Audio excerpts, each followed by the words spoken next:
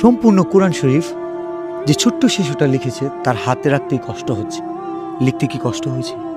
জি না, কোরআন যেহেতু অনেক মধুর বাণী, সেহেতু আমার লিখতে কোনো কষ্ট হয়নি, আল্লাহর কালাম যেহেতু। আচ্ছা, আমি কি তোমার কাছ থেকে একটা আয়াত শুনতে পারি? অবশ্যই। শোনো আমাকে, এটা আমাকে দাও।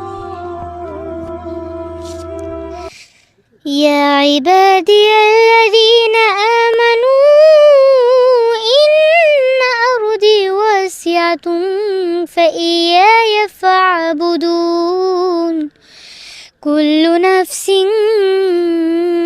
ذائقة الموت كل نفس ذائقة